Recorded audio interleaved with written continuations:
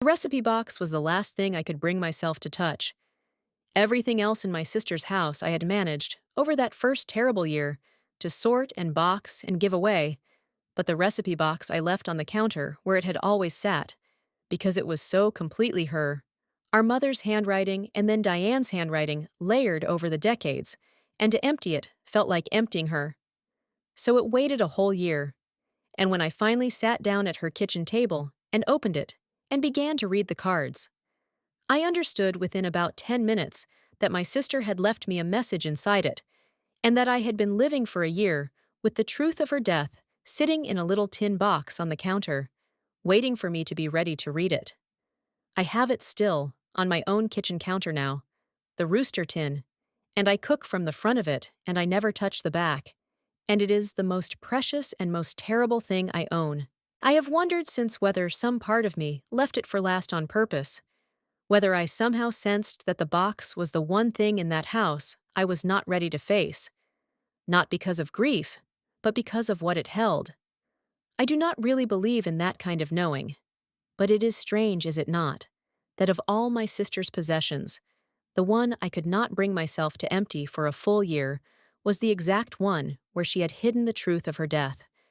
Maybe it was only that the box was the most her, the most everyday, the most saturated with the ordinary daily Diane, and that is what made it unbearable, the ordinariness. Or maybe, on some level below, thought I already knew there was something in there I would have to answer, and I gave myself a year before I had to hear it. I will never know. I only know the box waited, patient the way the truth is always patient, until I was finally ready to sit down and read what my sister had been unable to say. My name is Winifred.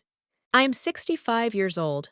I live in Shreveport, Louisiana, and my younger sister Diane died 3 years ago at the age of 61 in a fall down the basement stairs of the house she shared with her husband, Roger.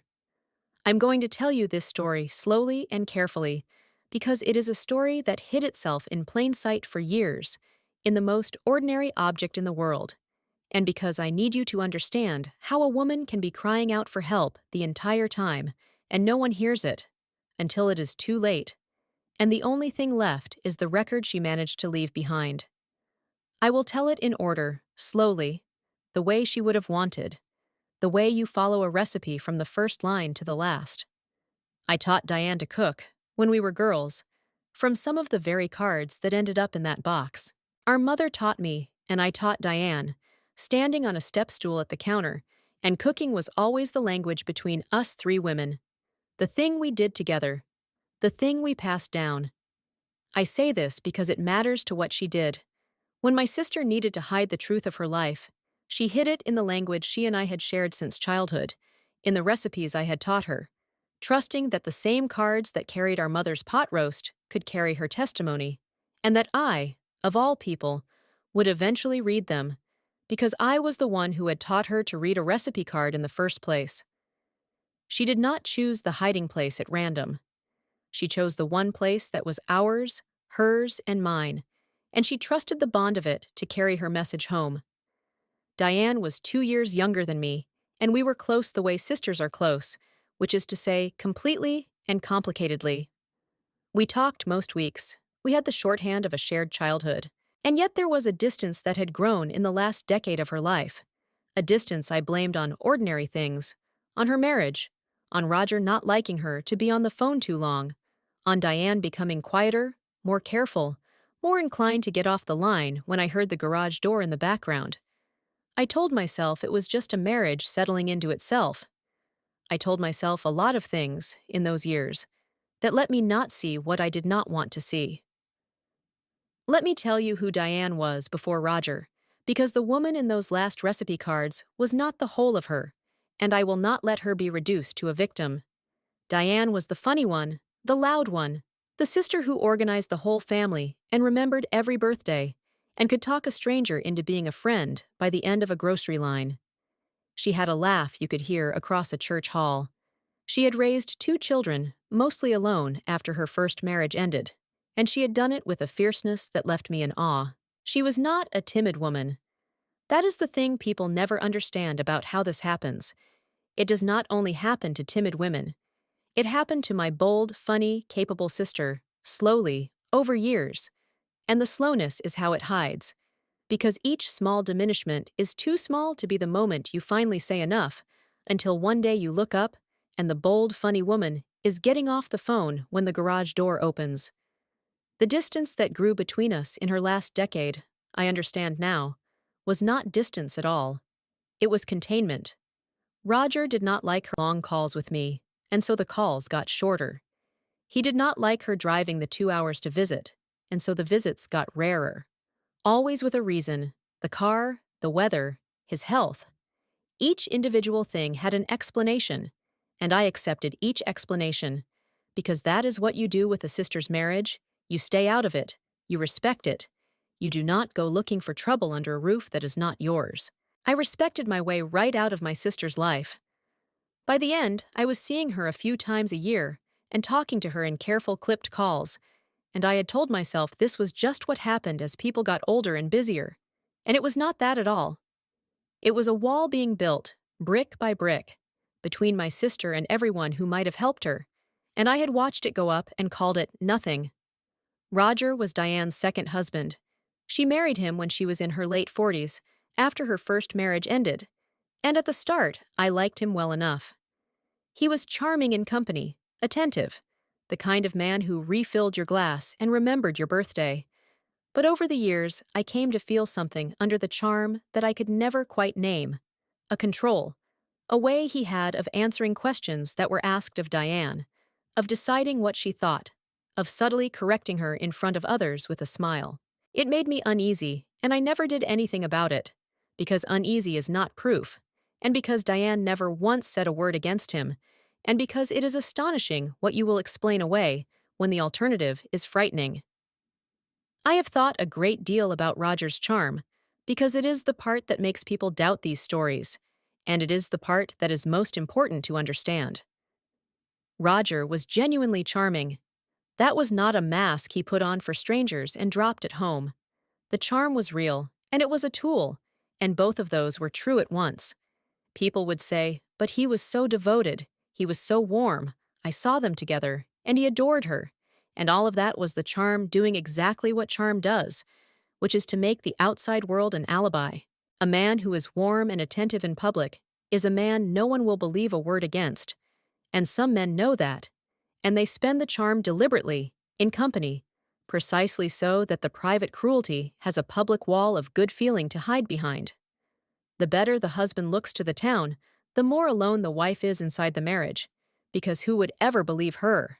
Roger looked wonderful to the town. Diane was completely alone. And I want to be honest that a part of my slowness to see was that I liked being able to like Roger. It was easier. A family with a good son-in-law is a happy family, and a family with a monster in it is a family with a terrible problem it does not know how to solve. On some level, I did not want to know, because knowing would have demanded something of me, would have meant conflict and danger and the shattering of the comfortable picture, and not knowing cost me nothing, or so I thought. It cost me my sister. That is the arithmetic I live with now. My comfort was purchased with her safety, and I did not even know I was making the trade, and that is how these men get away with it. Not only because they are charming, but because the rest of us would so much rather not see. The day Diane died, Roger's story was simple and complete. She had gone down to the basement to do laundry, as she did every day, and she had fallen on the old wooden stairs, which everyone agreed were steep and worn, and she had struck her head, and Roger had found her when he came home from an errand. There was no sign of anything else. She was 61, the stairs were genuinely treacherous, falls kill people every day, and the death was ruled an accident without much question. And Roger grieved. He grieved beautifully, publicly, at a funeral, where he wept and spoke of his beloved wife, and had to be steadied at the graveside, and the whole town folded him into its sympathy. And so, God help me, did I, because he was Diane's husband, and we were united in loss. Or so I believed. Everyone accepted the fall, and I want to be fair about why. Because it was not stupidity or negligence, it was the ordinary way the world works. Diane was 61, not young. The basement stairs in that old house really were steep and worn. I had gone down them myself and thought, someone is going to get hurt on these one day. Older women die in falls at home every single day. It is one of the most common accidents there is, and there was no reason on earth, in the absence of any other information, to imagine a crime. That is the terrible efficiency of a domestic murder made to look like a household accident. It does not require a brilliant plan. It requires only a plausible everyday danger and a victim of the right age, and the world's own reasonable assumptions do the rest: close the case, comfort the killer, and bury the truth with the body. The fall was believed because falls are believable. That is exactly why it was chosen. For a year after, I could not go into her house, which Roger kept, and could not face her things. And then Roger decided to sell the house and move, and he told me, kindly, that I should come and take whatever of Diane's I wanted before the estate sale. And so I went, one long sad Saturday, to sort my sister's belongings. And I did all of it, the closet and the photographs and the jewelry, and I left the recipe box for last, because it was the hardest. And finally, near evening, alone in her kitchen with the light going gold, I sat down and opened it and began to read. Roger was patient about the house, I remember, in that same warm way, telling me to take my time, that there was no rush, that Diane would want me to have whatever mattered to me, and I was grateful to him for it. Grateful, while the man who I now believe killed my sister generously encouraged me to come and pick through her things. I have thought about why he was so relaxed about it, and I believe it is because it never once crossed his mind that there was anything in that house to find. He had controlled her so completely in life that he could not imagine she had done anything he did not know about. He knew the phone and the car and the money. He did not know the recipe box, because the recipe box was beneath him, and so he let me wander freely through the scene of his crime, confident there was nothing to discover, and he was wrong, and his contempt for her kitchen is, in the end, what undid him. At first, it was only what you would expect: our mother's recipes in our mother's hand, the pot roast, the cornbread, the fig preserves, and then Diane's own cards in Diane's careful print, dishes I remembered from her table. And I sat there reading them and crying a little, the ordinary grief of a familiar handwriting, and I almost closed the box right then, having gotten what I came for, which was to feel close to her one more time. But I kept going, deeper into the box, into the cards toward the back, the newer ones, and that is where it changed, because the newer cards had writing on them that was not about cooking. I want to describe the physical thing of it, the recipe cards, because the cleverness of what my sister did still stops my heart. These were ordinary index cards, food-stained, some of them decades old, in a battered tin box with a picture of a rooster on the lid. The most boring object in the house, a thing a man like Roger, who controlled the money and the car and the phone, would never once think to search, because it was beneath his notice: women's kitchen business, recipes. And Diane understood that. She understood that the safest place to hide the truth was inside the most invisible object she owned, and that she could write her diary in plain sight, on the same cards she cooked from every day, right in front of him, and he would never see it, because he did not see her kitchen as a place where anything real happened. She turned his own contempt into her hiding place. There is a genius in that, a desperate cornered genius, and it breaks me that she had to be that clever just to leave a record of her own life. It started small, the way these things do. A recipe for chicken and dumplings, and down in the margin, in Diane's tiny hand, a note that read, "Made this the night R through the plate, cleaned it up before he woke." I read that and I stopped. I read it again. Through the plate, cleaned it up before he woke. It was written the way you would write a note to yourself, a private record, tucked into the margin of a recipe where no one would ever look, because who reads the margins of an old woman's recipe cards? And I understood, with a cold that started at the back of my neck, that I was not holding a recipe box. I was holding my sister's diary, hidden inside the one object in her house that her husband would never think to search. I had to keep stopping, as I read, and go stand at the sink and breathe, because each note rewrote a memory. The Thanksgiving, Diane seemed tired and off, and I had thought she was just worn out from hosting. There was a card from that week. R humiliated me in front of everyone about the turkey, smiled the whole time so no one knew. I wanted to disappear. I had been at that Thanksgiving. I had seen Roger tease her about the turkey, and I had thought it was ordinary marital ribbing, and I had even, God forgive me, laughed. I was in the room while it was happening, and I read it as a joke, and here in my hand was my sister's record of what it actually was, a public humiliation delivered with a smile, so that no witness would recognize it as cruelty.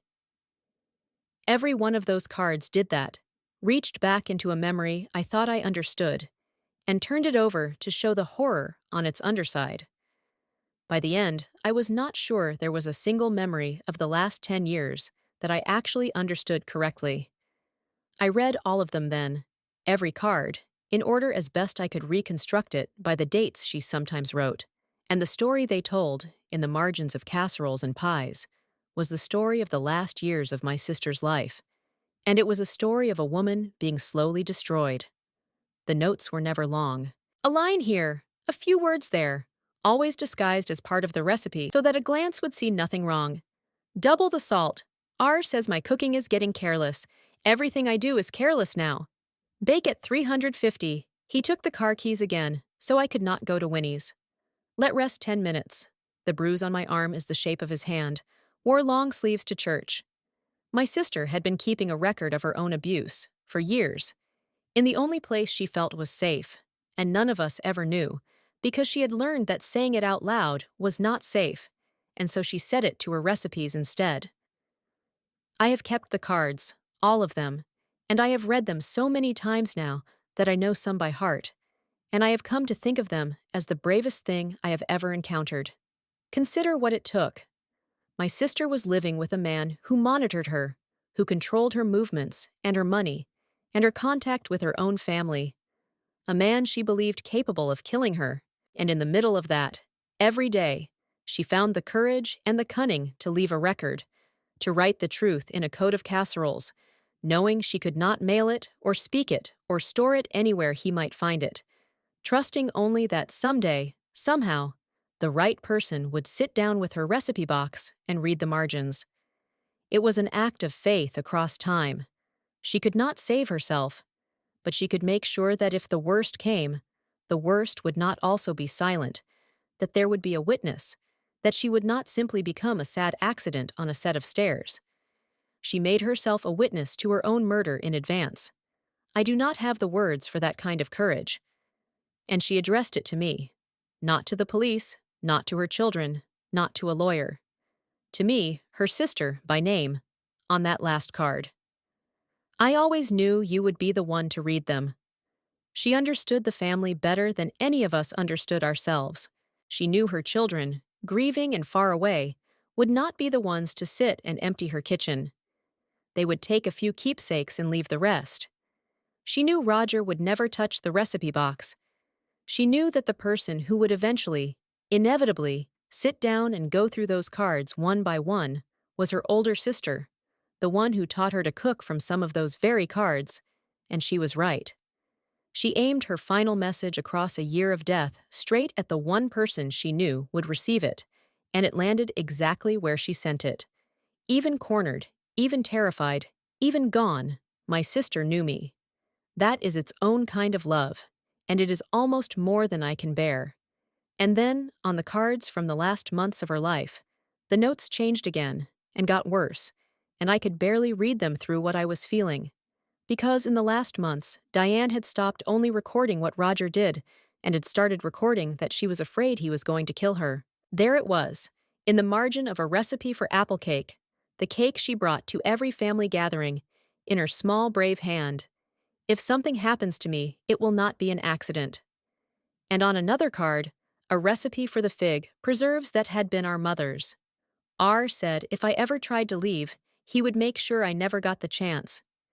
And on the last card with writing on it, undated, near the front, where she must have moved it so it would be found. Only this. Winnie, if you are reading these, you know. I always knew you would be the one to read them. I am sorry I could not say it out loud. Look at the stairs. The apple cake card is the one I cannot get out of my mind, and I never will. Because I have eaten that apple cake. Diane brought it to every gathering. It was her signature, and everyone always made a fuss over it. And Roger would beam and say my wife's famous apple cake, as if her small fame were his own accomplishment. And on the back of the card for that very cake, the cake she was famous for, the cake she made in that kitchen while he watched, she had written that if something happened to her, it would not be an accident. She stood in that kitchen and made the beloved cake and wrote her own murder warning on the back of the recipe, and then carried the cake out to the family smiling. That is what my sister was carrying, under the smile, at every gathering, for years. The distance between the woman we saw carrying the cake and the words on the back of the card is the whole distance of everything I failed to see. Look at the stairs. I sat in my dead sister's kitchen, holding that card, and I could not breathe. She had written it to me. She had known, somehow, that if anyone ever found her hidden diary, it would be me, her sister, cleaning out her kitchen, and she had left me a message that reached across a year of her being in the ground, and the message ended with an instruction. Look at the stairs she supposedly fell down. My sister, who believed her husband was going to kill her and make it look like an accident, was telling me, from beyond her own accidental death, to look at the stairs. 3 words, in a recipe box, reaching up out of the ground. Look at the stairs. I have obeyed a great many instructions in my life, but never one like that, and never one I was so determined to see all the way through. I want to tell you about the hours after I read that last card, because they were unlike any hours of my life. I did not scream or collapse. I went very, very still, the way you do when the world has just changed shape, and you are afraid that any sudden movement will make it real. I sat at her table as the gold light failed, and the kitchen went dark around me, and I did not turn on a lamp. I just sat with the box in front of me, and my sister's voice in my hands, and I felt her there, more present than she had been in life those last years, when the wall had cut her off from me. In death, through the cards, she was suddenly close again, closer than she had been in a decade, telling me everything she had not been allowed to say, and I sat in the dark, and I let her tell me, all of it. And somewhere in those hours, my grief became something else, something with a spine in it, something that was going to get up from that table and not stop until my sister was heard. I did not sleep that night, or much for weeks after, but I did not do anything rash because I had learned something from those cards, which was that my sister had spent years not being believed, being explained away, and I was not going to take a tin box of recipe cards to the police and be patted on the hand as a grieving woman reading too much into her sister's cooking notes. So I got careful. I photographed every card, front and back, every note in the margins, in order, and I wrote down the dates, and I built, out of my sister's hidden diary, a document. And then I did what Diane asked. I found a way, before the house sold, to have someone look at the stairs. Not me. A person who knew what they were looking for, whom I brought in quietly, on the pretext of the sale. The decision to bring in someone quietly, rather than run to the police shouting, was the hardest discipline of my life, and I owe it entirely to the cards themselves, because the cards had taught me what happens to a woman who is not believed. Diane's entire tragedy was that when she tried to be heard, she was dismissed, managed, explained away. I was not going to honor her by charging in with a shoebox of recipes and being dismissed the same way, and handing Roger, who was still free and still charming, the chance to hear that his dead wife's sister was making wild accusations. So I was patient, and I was quiet, and I built the case the way a bookkeeper builds a ledger, one documented fact at a time, because I understood that the only way to finally make the world hear my sister was to bring it something it could not wave away. And a grieving woman's feeling is easy to wave away. But a victim's dated diary predicting her own murder, laid beside a physical re-examination of the scene, is not. I am not going to be able to tell you every technical thing they found, because some of it I do not fully understand, and some of it became part of what is still an open matter. But I can tell you the shape of it. The story had always been that Diane fell down the stairs and struck her head, and there were things about the scene, preserved better than you would think a year later in a basement no one had touched, and things about the nature of her injury, as it had been recorded at the time and never questioned, that did not fit a simple fall, that fit better, a quiet expert told me, with a fall that began with a push, or with an injury that happened before the stairs were ever involved.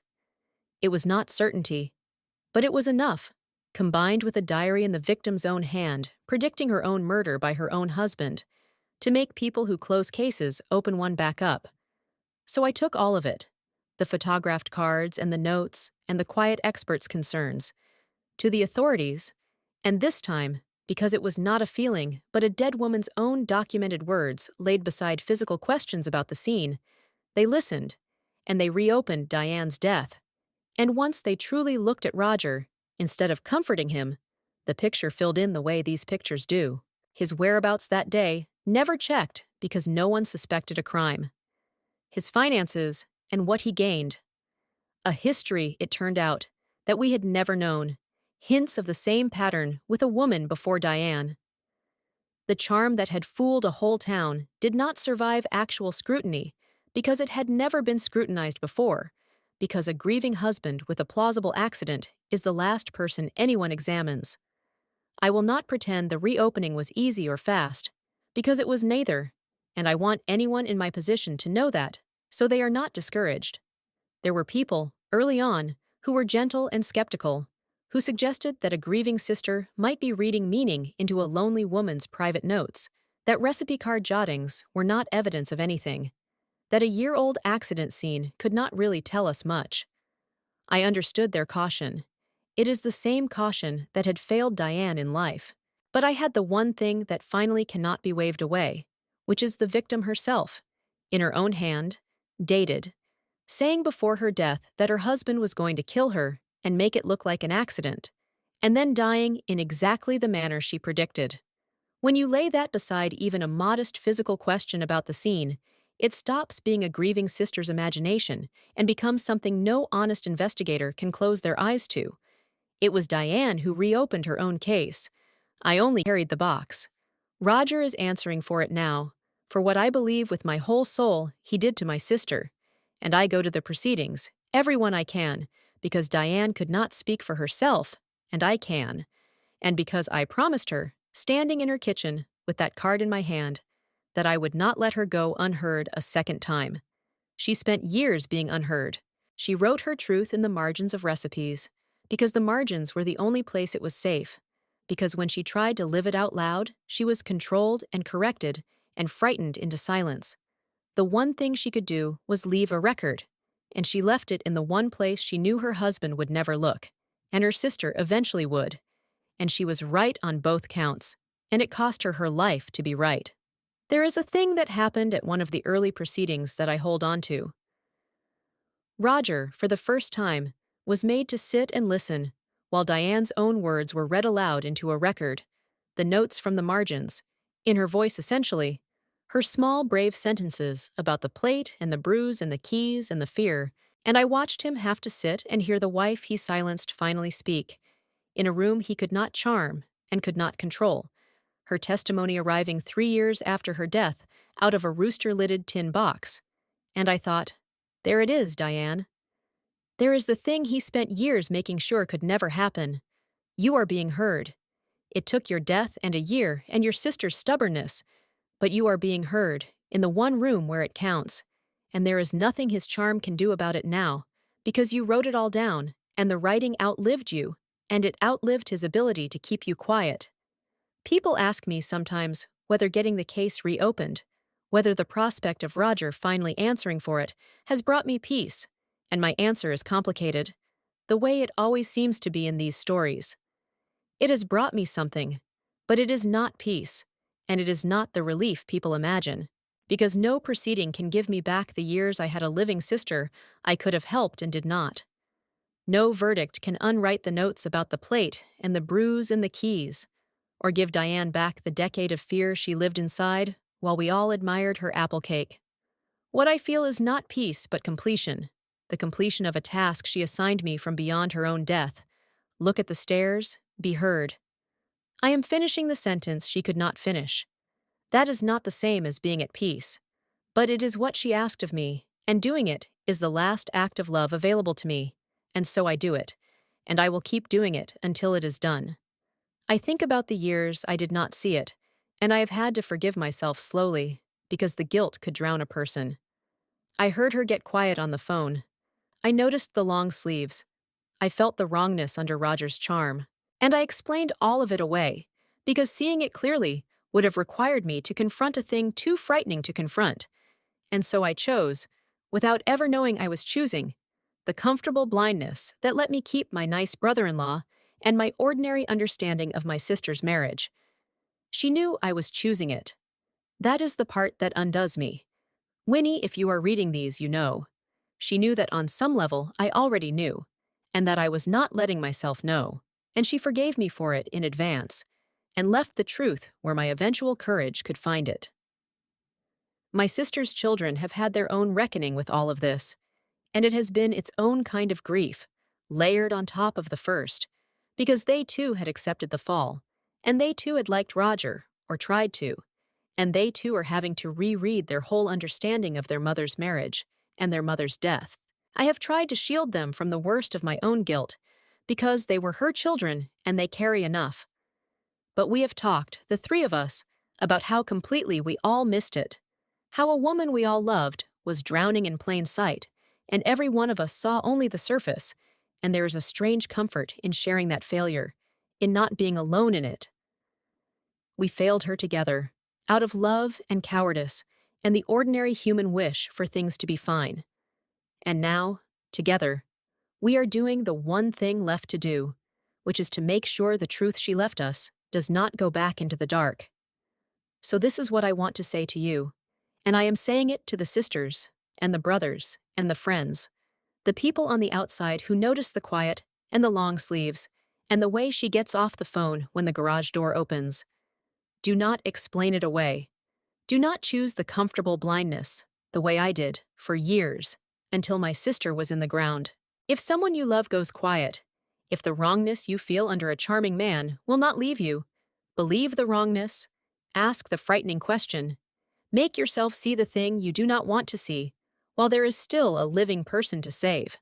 My sister left her whole truth in the margins of a recipe box because no one would hear her say it out loud. I would give anything to have heard her while she was alive. All I could do was read her after she was gone, and make sure that this time, finally, she was believed. And I want to say one more thing. Anyone who is themselves inside a marriage like my sister's, listening to this and recognizing it, Diane's story is a hard one, and I will not insult you with easy comfort.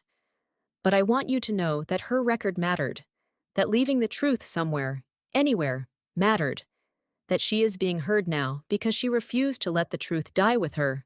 And I want you to know, more than that you do not have to leave it in a recipe box the way she did, that there are people and places, even when it does not feel like it, even when he has made you believe you are completely alone, who will help you leave while you are still alive to be helped.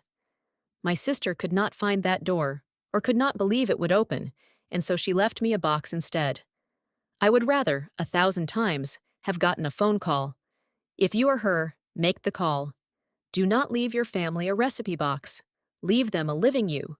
This is a heavy story, I know, and if any of it has struck too close to home, I want to gently say that these things, the control that isolates, the fear that cannot be spoken aloud, are more common than any of us like to believe, and that if you or someone you love is living inside them, it is worth reaching out to someone who understands this specific kind of danger. My sister's whole tragedy was believing she was alone and unheard. Please do not be alone with it. Please let someone hear you while there is still time for the hearing to save you.